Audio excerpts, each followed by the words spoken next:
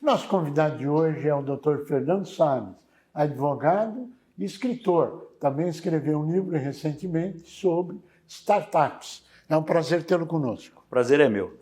Bom, vamos falar um pouquinho das startups para depois falar do Código Civil. Perfeito. Então, nos conta um pouquinho o que é uma startup, o que a caracteriza e qual o rumo.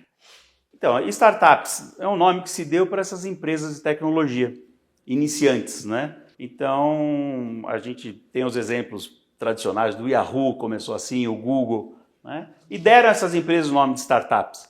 A gente não tinha uma regulamentação sobre isso até 2021, né, aqui no Brasil. E agora nós temos. E o que mudou? O importante, né? Essas empresas, essas startups são empresas iniciantes. Normalmente, quem inicia não tem dinheiro, né? E ela precisa de alguém para aportar recursos nisso. Então, há uma figura tradicional já no país como os Estados Unidos que foi trazido para cá, que é do investidor anjo, né? O investidor anjo é uma pessoa que tem recursos, tem dinheiro e que procura essas empresas para investir. O problema que a gente tinha é que muitas vezes esse investidor era confundido como um sócio da empresa e a justiça muitas vezes colocava para ele a responsabilidade por eventuais dívidas dessa empresa. Agora, com essa lei, a gente tem a garantia, o reconhecimento de que o investidor anjo não é participante da empresa, ele não é sócio da empresa. E não é solidário, não. Exatamente, ele não vai ser solidário com as obrigações da empresa. No geral, na regra geral, ele não tem essa responsabilidade. E isso é importante por quê? Porque isso vai atrair o investidor, né? O investidor fica meio receoso de investir e ser responsabilizado. Com essa legislação agora, ele vai ter uma segurança um pouco maior, né? E isto mudou substancialmente a vida daqueles que procuram investidor anjo? Então, eu acredito que sim, né? Eu acho que assim, 21, 22, nós estamos em 25. Ainda não deu para sentir muito. É pouco tempo, mas eu acredito que isso vai refletir no futuro, os investimentos vão vir, né, com muito mais intensidade. Se você tivesse dinheiro para investir e quisesse investir em algum projeto, com essa legislação você investiria? Investiria, sem dúvida, sem dúvida. Eu acho que isso é importante, porque você traz para o mercado ideias boas. O seu livro trata disso? Trata, mas é do aspecto jurídico. Então, assim, eu não foquei no mercado, eu foquei na lei, explicando como é que funciona, como é que você pode fazer para montar a sua startup e como você pode fazer para ser um investidor anjo. Bom, agora vamos falar um pouquinho do Código Civil. Vamos. Não é? Muito está se falando sobre o Código Civil nesse momento. Sim.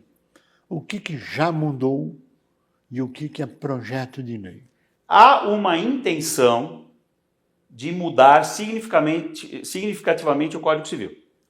Tanto há essa intenção que já existe um projeto de lei no Congresso Nacional, está tramitando, com vistas a essa mudança radical. Sim. Mas o que já mudou? Por enquanto, a única mudança significativa que a gente teve, desde que se começou a falar nisso, diz respeito ao contrato de seguro. E o que mudou? O contrato de seguro estava todo regulado no Código Civil. Toda essa parte foi revogada e fizeram uma lei específica só sobre o contrato de seguro. Então não há mais nada no Código Civil. Tiraram do Código Civil, vamos colocar assim. E fizeram uma lei específica. É melhor ou pior? Eu entendo que é melhor.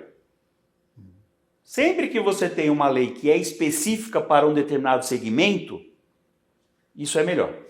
Isso foi sancionado quando? Final do ano passado, ele vai entrar em vigor no final desse ano. Ele tem 1 ano de vacância, a lei fica 1 ano em suspenso, para que todo mundo possa se adaptar, né? Então, as seguradoras, o mercado, todo mundo tem que se adaptar às novas regras. Então, dezembro desse ano vai entrar em vigor. Por enquanto, ainda está valendo o Código Civil com relação a isso. Sim. Tá? Os contratos, se eu for fazer um contrato de seguro para o meu carro, para o meu automóvel, ainda vai ser com as regras do Código Civil, porque elas ainda estão em vigor. A partir de dezembro, não estarão mais, e aí vai passar a se aplicar essa lei nova. Dezembro de 2025. É. A grosso modo, eu vou dizer, não que assim revolucionou o contrato de seguro. A maior parte do que a gente já tinha no Código Civil foi preservado. Mas, por exemplo, seguro de vida. Algumas coisas importantes do seguro de vida que não eram mencionadas na lei, agora estarão. Nosso primeiro Código Civil é de 1916. Sim. Primeiro Código Civil. Durou até 2002. Então, quase um século de Código Civil. Sim. De 2002 para cá, a gente tem um outro Código Civil. Mas tanto um como o outro tinham regras sobre o contrato de seguro. O contrato de seguro é uma coisa... É da época das grandes navegações da Idade Média. Durante todo esse período, muitas questões foram levadas ao Poder Judiciário. E o Poder Judiciário teve que decidir questões na lacuna da lei. E criou a jurisprudência. E criou a jurisprudência. Sim. Então, o que o legislador fez agora? Ele pegou toda essa jurisprudência e transformou em lei. Então, acaba dando um pouco mais de segurança jurídica, porque a jurisprudência é importante, mas quando você tem isso transformado em lei, aí você tem uma coisa muito mais segura. O suicídio. Então você tinha uma questão toda ligada ao suicídio com o seguro de vida. Se a pessoa tinha direito ou não a receber, se os beneficiários teriam direito de receber o seguro de vida se a pessoa se suicidou. Isso foi agora regulamentado, já está pacificado, então tem o direito de receber e tal. Era jurisprudência, agora está incluído na lei. Bom, e agora que você tocou no tema, tem direito de receber ou não? Tem direito de receber. Tem direito de receber. A jurisprudência já dizia que tinha. Sim. Né? E agora essa lei nova incorpora a jurisprudência. Né? O que você está achando de importante na discussão do Código Civil? Eu acho importante essas discussões que estão acontecendo hoje sobre essas alterações. Tá? Eu acho que a gente tem que modernizar, muita coisa tem que modificar. O Código Civil, desde 2002, já sofreu inúmeras alterações. O que eu não concordo, muitas das vezes, é alterar o Código Civil, como eles querem fazer.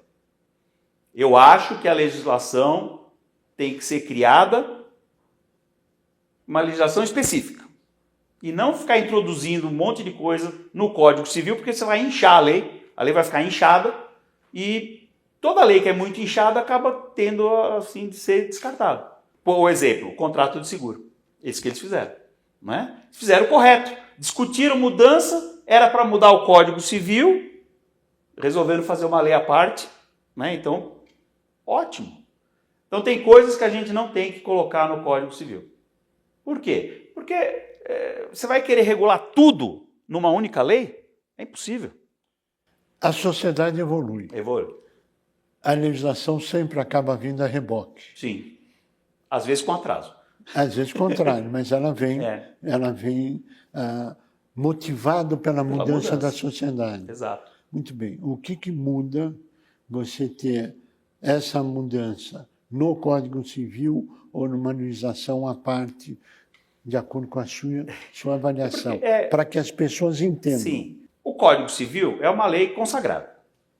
Quando você vai colocar um monte de coisa a mais ali, você vai ter que mudar toda a estrutura dessa lei. Isso vai criar mais confusão do que solução. Quando você pega e coloca leis especiais, à parte, é muito mais fácil para aquela pessoa ir estudar aquela lei. Porque você não precisou mexer na estrutura do Código Civil. Sabe, é muito complicado assim, as pessoas entenderem, assim, mas numa faculdade de Direito, você passa 5 anos estudando Código Civil. Nós chegamos ao final do nosso tempo e eu pediria tua última frase, por favor. Mudanças são bem-vindas. No direito, principalmente. São bem-vindas. São bem-vindas. Fernando Salles, nós queremos agradecer a sua participação, ao conhecimento acumulado e transmitido e o debate que virá, claro, em função de tudo isso.